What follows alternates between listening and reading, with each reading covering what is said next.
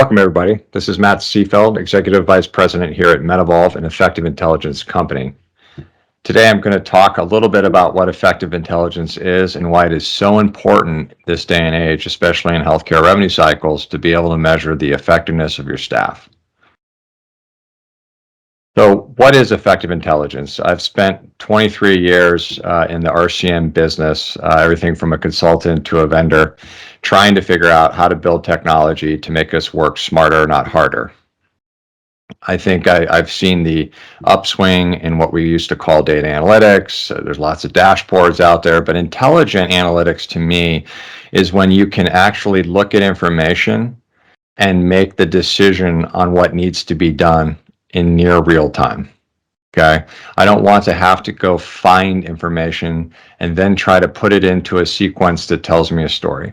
I want the story to be easy to read, a couple minutes over a cup of coffee, and I want to make my decisions. And then I want to measure my decisions for their effectiveness. Now the biggest missing link here is, what do we have access to measure labor effectiveness?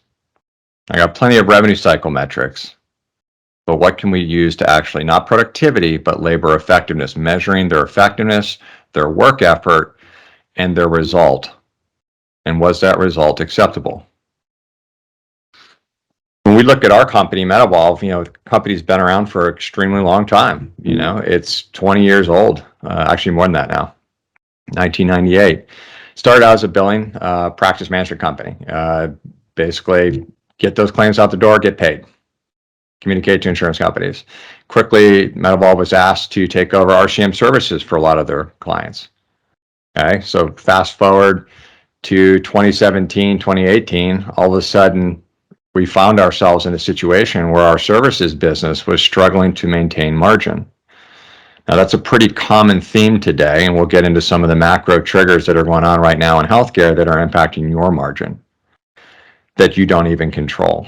But in 2018, we had to take a hard look at our technology and start to ask our questions. Do we have the right software in place that's agile and collects the structured data that the PM system is not collecting that will allow me to measure effectiveness? And the answer was no. So we started this journey.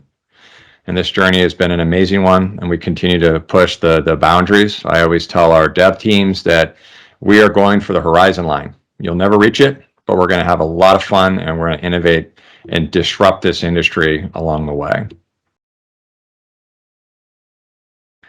This is no surprise for those of you who are having to pay a lot more to live, right? Basic needs, groceries, gasoline. This is not going to change anytime soon. I think that we're going to see a long period where prices start to normalize at these higher values. I'm not an economist, but I can tell you right now, I don't think I'm going to start paying 15% less for groceries in the next 12 to 24 months. So where does that leave healthcare? So every other industry out there has had the luxury of raising their own prices. So here in California, I pay $7.50 for gas, but that's because the oil companies are also paying more, et cetera, et cetera. But hospitals and health systems and provider groups and really anyone delivering a medical service does not have that luxury. Right? When you have insurance companies involved, they will not increase their fee schedules because they feel bad for you. It's not going to happen. In fact, Medicare keeps coming out with more proposed cuts for 2023 and beyond. So think about that. So think about the fact that we're in an industry where we're already getting hit on reimbursement. Right? We're already dealing with the same issues and challenges trying to get paid for the services we're delivering on behalf of insurance company patients. But now we have this other factor where we're having to pay 15 to 20% more for labor and supplies to deliver those services, and our reimbursement is flat or declining. Some of the things that we all have to consider now, I call these negative factors impacting margin that you just don't control anymore. Okay, so you got to let it go. If you're a provider listening to this right now, your income's going down 15, 20%. It's not a hope, it's reality. Right? The cost of doing business now and in the future is a lot higher than it was a year ago. Okay, rising cost of labor. I know it's hard to find clinicians out there. It's hard to find MAs. I know it's hard to find RCM administrative staff. It's hard to find everybody. And the ones that you do find, they want to work with flexibility, right? On the RCM side, they want to work from home. They want to work from anywhere. They also want more money because they know they can go down the street and they can get more money.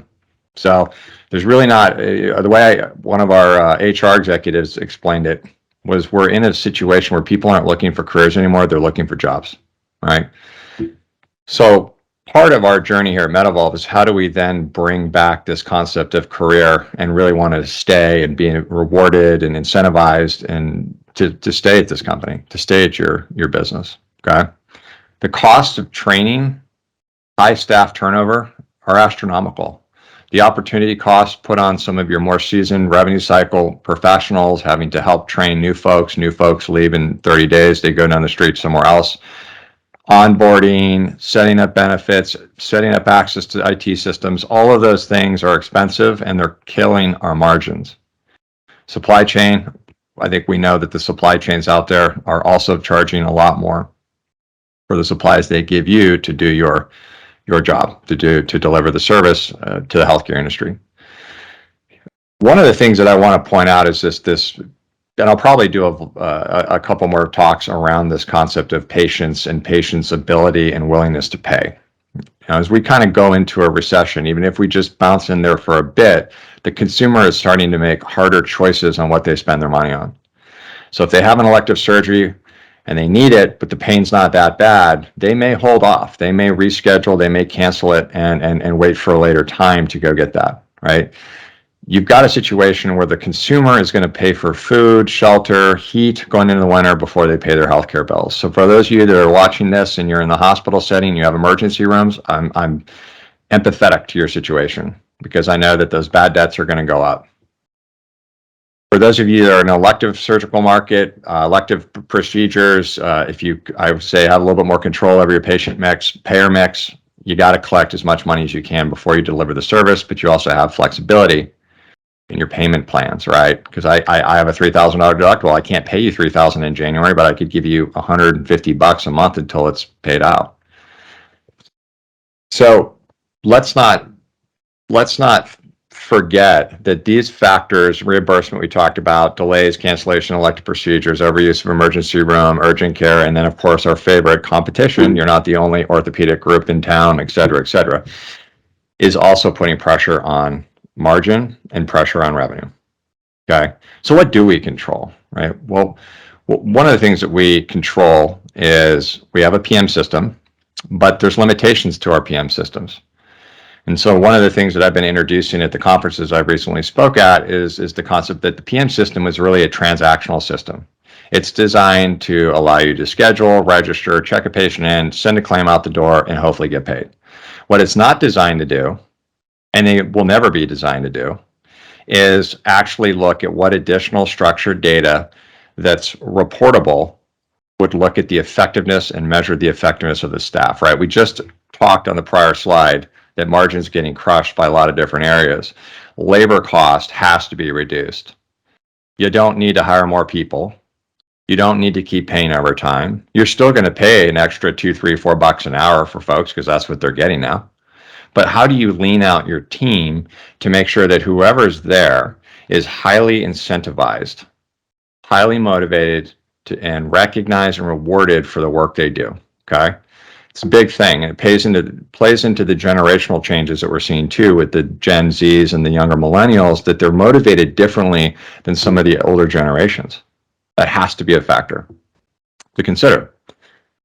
So at the end of the day, what this system is missing is they're missing the workflow automation component that captures the labor effectiveness scores, right? And so, when we think about MedEvolve, right, we've built this fully integrated workflow automation, front, middle, back rev cycle with integrated task management to capture the structured data necessary to pair with the limited data set from the transactional PM system, whichever one you're on, to start to produce intelligent algorithms.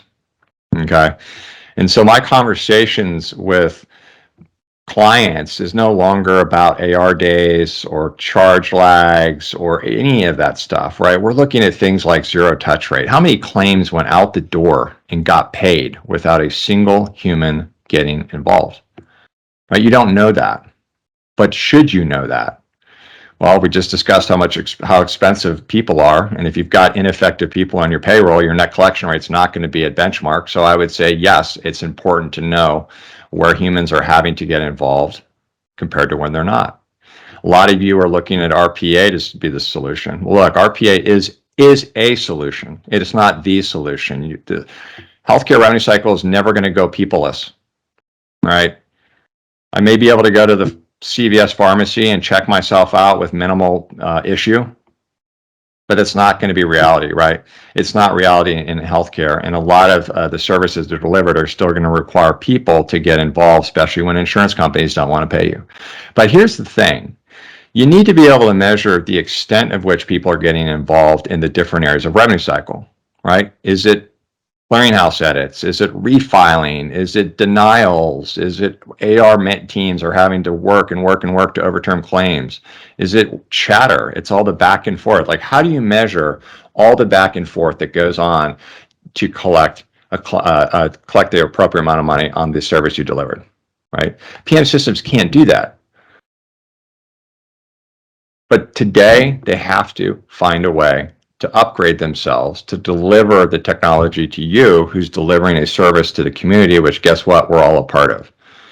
As your margins suffer, service suffers, right? The ability to invest, create new service lines, expansion, all those things get put on hold and sometimes retract. And what happens is it's going to hurt the community, right? I feel really sorry for some of the smaller health systems out there, the critical access hospitals, the ones in areas where they don't have a lot of control over their payer mix. They're going to go out of business. They are going out of business, right? If you want to build an ASC, I don't want you to have to delay 3 years to do it because you don't have the cash flow, right? So how do we do it? We have to understand where peoples are getting involved and where they're getting involved. Then we have to understand work effort rate. Right, and work effort rate to us is a really complex learning algorithm that takes tons of factors to really give you a numeric score of where you're working the hardest to get paid, what you're supposed to be paid on time.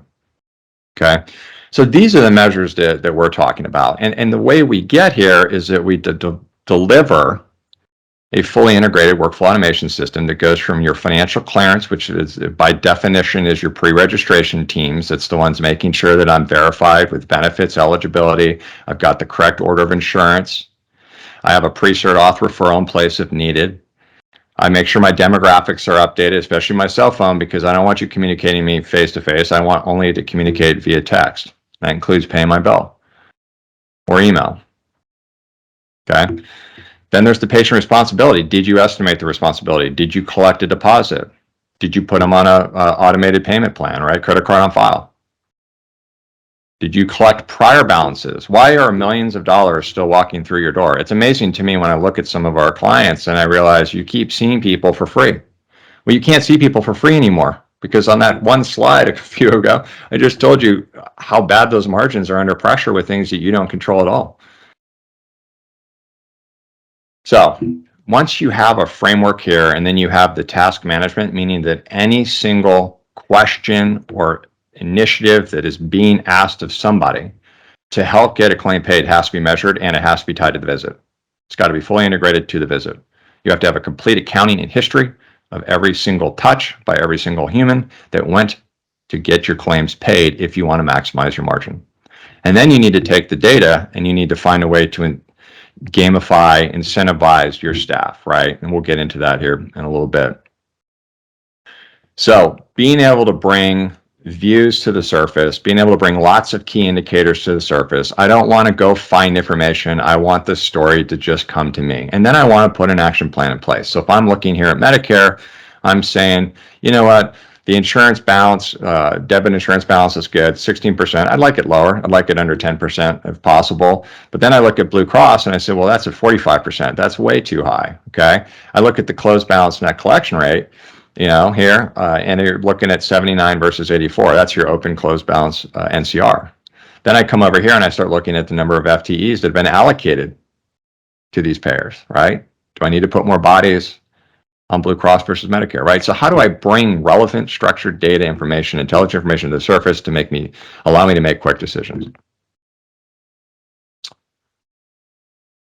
And then we get into the quotients, and that's something that MedEvolve is having a lot of fun doing. We're spending a ton of money in R&D on data scientists. We're looking at claim profiling, looking at all the different actions that are taken, the statuses, the outcomes, measuring those outcomes, and really trying to come up with ways to quantify in a quotient where you need to focus, right?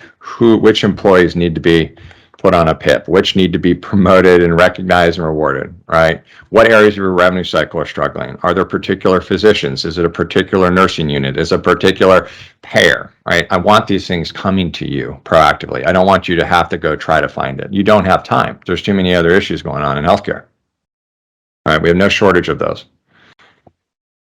So once you can bring good structured data that goes far beyond the capabilities of your practice management system, you have the ability to start really looking at scientific and intelligent information, right? And then when you use that, you become effective. And that's really the premise of effective intelligence. The last thing that I'll say that we're really starting to look at is how we gamify the experience here. I was talking with a prospect yesterday, and she made me laugh because when I talked about incentive-based revenue cycle and actually rewarding and paying folks more for getting good outcomes, she said, well, isn't my hourly rate paying them to get good outcomes? And I said, well, it is, except this new generation of workforce needs more, right? They want to be recognized. They want to be rewarded. They want to know how they compare to their peers, right? It goes back to a lot of the generations that are now growing up with immediate gratification, right? It's the iPhone. It's I can just get this now. If I order from Amazon this morning, it'll show up here 2 hours later, okay? I want to hear dinging every time I collect a bill. I want to hear ding, ding, ding, ding, ding, like a slot machine, right? I want everyone to know how good I am. I mean, I do it on Instagram, right? We're doing it on Facebook. How many likes do we have? So play into that.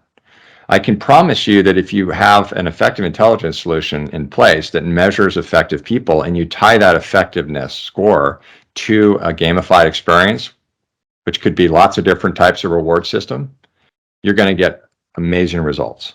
There's no doubt in my mind you're going to get amazing results. And the amount of money that you'll spend out on top of what you're currently spending on labor will be dramatically offset by the reduced amount of people you need, because these folks are going to be so motivated, so incentivized, and so focused on delivering the best service they possibly can for you. And that's a pretty cool world to be. Those are folks who are looking for careers. Those are people who won't leave you. That's going to reduce your hiring costs, your retraining costs, your onboarding costs, all the things that I mentioned earlier. So we have to expand our minds now in revenue cycle. I've been here for too many years, 2 decades plus. And I'm at the point now where we have to disrupt this complacent world. And frankly, I think the macro things that are going on in this industry today have created the best opportunity I've seen in my career to make sure you can measure people and outcome, right? When effective people are delivering, your net collection rate should be at benchmark or even better. And I can't promise I'm going to give you back all that margin that you're losing from all those macro challenges I mentioned. But what if I could give you 5% back? Maybe 10. So think about it.